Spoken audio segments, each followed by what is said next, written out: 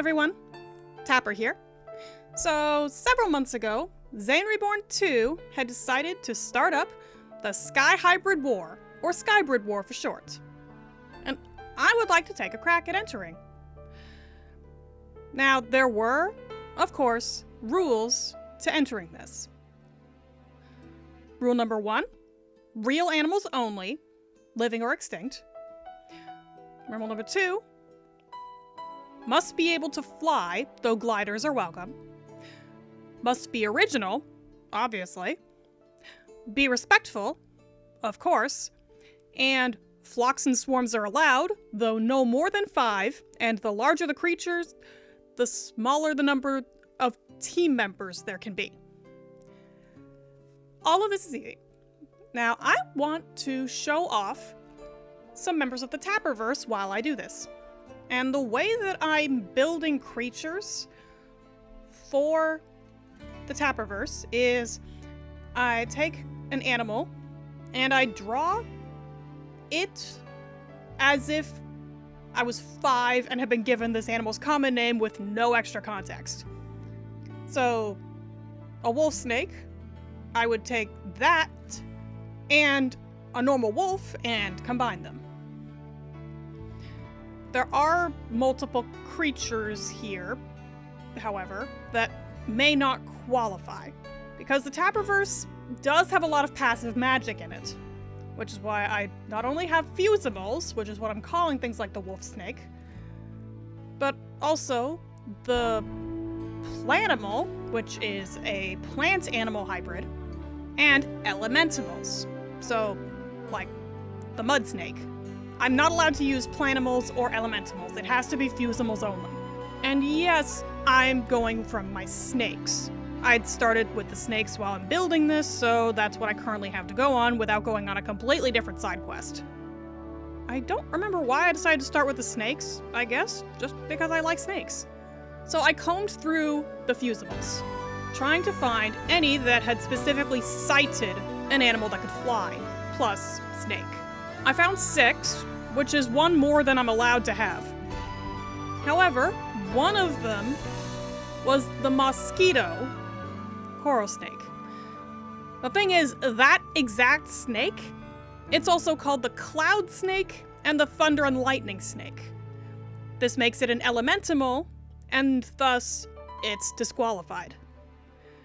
Which brings me down to the 5 teammates I am permitted to have. And now I can get started. My first proper flyer is a falcon, specifically the peregrine falcon.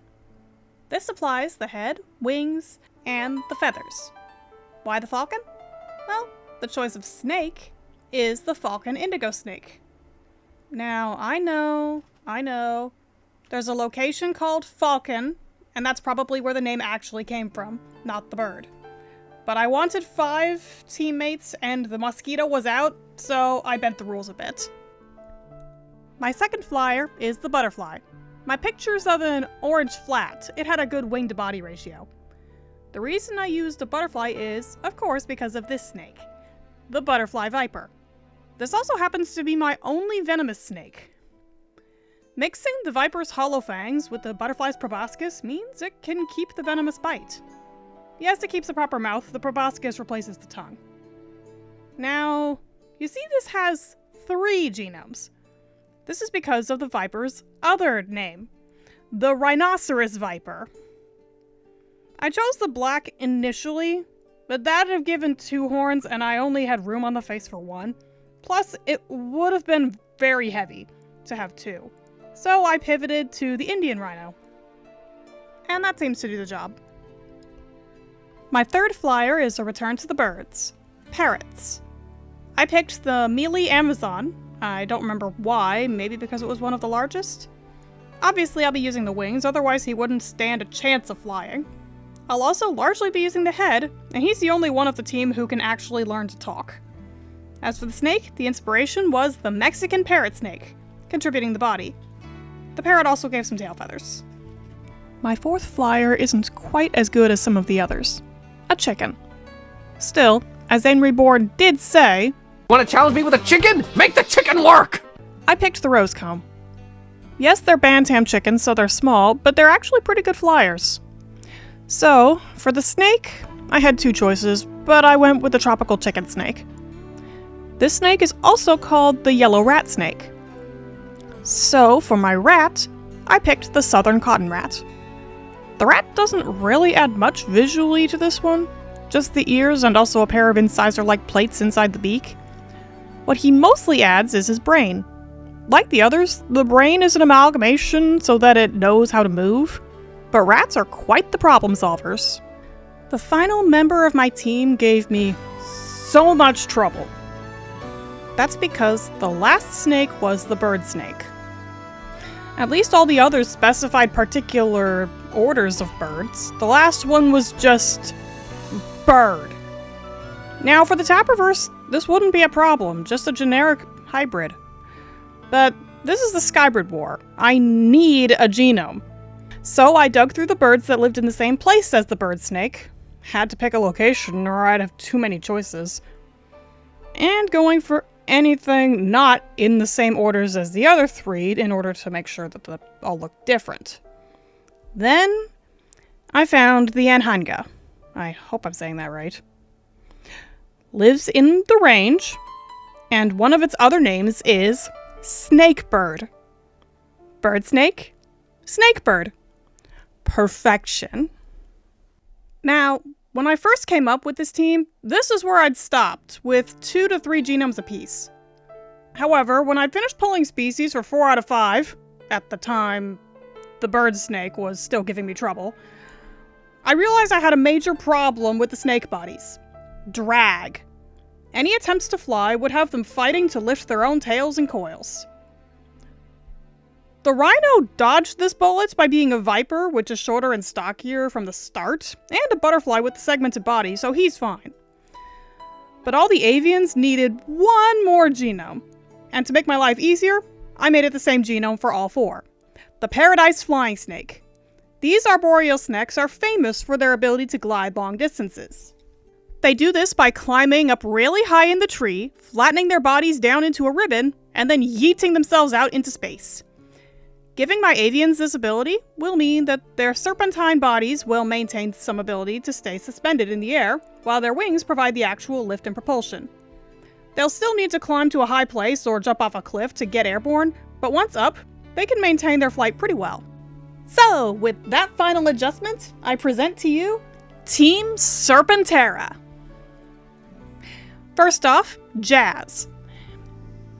He potentially is the fastest flyer, though only in a straight dive, and he will potentially use the end of his tail to curl it up and punch his enemies, rather than using his beak. And this is Trevor. You can pause if you want to read his stats, though I admit I had a little bit of trouble. I still think it's funny that he somehow ended up the largest of the lot, despite being based on a butterfly. Arca is the only one who's able to actually talk, which is certainly fun, at least. Rocky, he's way feistier than you would expect, but otherwise he's pretty friendly. And Mephis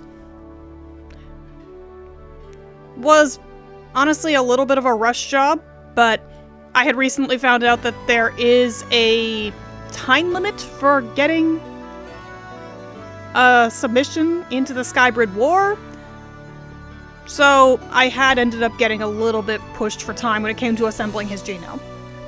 Now, I'm not actually expecting any of these guys to do very well in a fight.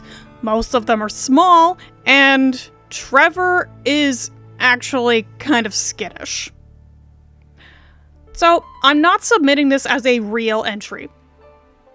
This is a joke entry, and also I had figured that it would be a really nice way of having them be the ones to deliver those Mortalodon eggs that I had.